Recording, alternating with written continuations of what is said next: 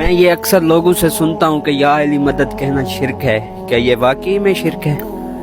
دیکھیں شرک تو تب ہونا کہ جب ہم نے خود مطلب کھڑا ہو، وہ تو قرآن نے مولا علی کو مددگار کہا ہے، قرآن نے۔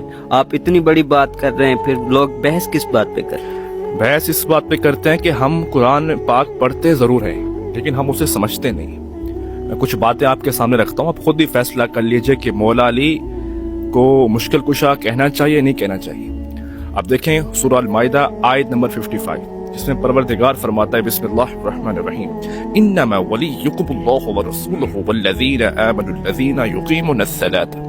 اے ایمان والو، تمہارے مددگار اللہ ہے، رسول ہیں، اہل ایمان ہیں، اور وہ ہیں جو رکوع کی حالت میں صدقہ و خیرات دیتے ہیں۔ اب اس کی تفسیر عبداللہ ابن عباس جو صحابی رسول ہیں اور ایسے صحابی جس کے بارے میں حضور نے دعا کی تھی کہ پروردگار ان کو قرآن کا علم عطا فرما، اور بڑے جلیل القدر صحابی جن سے فتوے پوچھتے تھے، فتوے لیتے تھے۔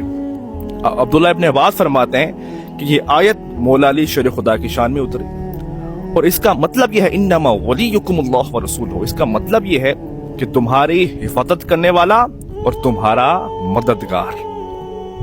اب بتائیں ہم ان کی سنیں یا عبداللہ ابن عباس کی سنیں؟ عبداللہ ابن عباس جس کی تفسیر ہے وہ خود کیا ہے، اس کا مطلب یہ ہے تمہاری حفاظت کرنے والا اور تمہارا مددگار۔ عبداللہ ابن عباس کی تفسیر اٹھا کے پڑھیے، اب تفسیر طبری اٹھا کر پڑھیے، اس کا مطلب یہ نکالا ہے۔ تو جب قرآن نے علی کو مشکل کشا کہا ہے تو ہم کون ہوتے ہیں جو ان کو مشکل کشا نہ مانے؟ تو پھر ہم یا علی مدد کیوں نہ کہیں؟ کیوں؟ تو دیکھیں جب آپ دو چیزوں کا فرق نکالے نا تو شرک کبھی نہیں بنتا، ذاتی اور عطائی کا، ذاتی اور عطائی۔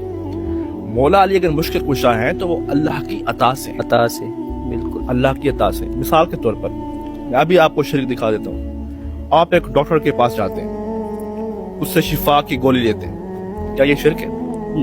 نہیں۔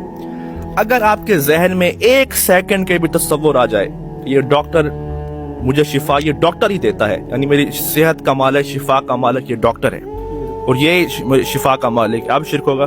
ذاتی مالک میں شرک۔ آپ کے ذہن میں تصور نکل گیا کہ شفا اللہ کے ہاتھ میں، اللہ کے ہاتھ میں، آپ نے کہا کہ نہیں ڈاکٹر کے ہاتھ میں شفا ہے، تو پھر تو شرک ہے۔ آپ شرک ہے نا؟ تو وہ شرک کیوں ہے؟ ڈاکٹر زندہ بھی ہے، سامنے بھی ہے، اور آپ کے نزدیک وہ آپ دنیاوی کام لے سکتے ہیں، لیکن شرک کیوں بنا؟ جب آپ اس کو مالک مان لے، آپ کے ذہن سے نکل گیا کہ اللہ کے حکم سے، اب یہ شرک ہو گیا۔ اگر آپ کے ذہن میں ہے کہ نہیں یہ جو کچھ مجھے شفا ملتی ہے اللہ کے حکم سے اور ڈاکٹر کے وسیلے سے ملے، اب شرک ہوگا؟ نہیں ہوگا۔ سمپل سی بات ہے، آپ نے اس کو اتنا بڑا مسئلہ بنا دیا، ذاتی اور عطائی۔ یہ بات رکھیں کہ اللہ تعالیٰ کا جو کچھ بھی طاقت ہے وہ اس کا ذاتی ہے، اپنا ہے۔ اگر کوئی مشکل کشا ہے، حاجت روا ہے، تو وہ اللہ تعالیٰ کی عطا سے ہے، اللہ تعالیٰ کے حکم سے ہے، اللہ تعالیٰ کی مرضی سے ہے۔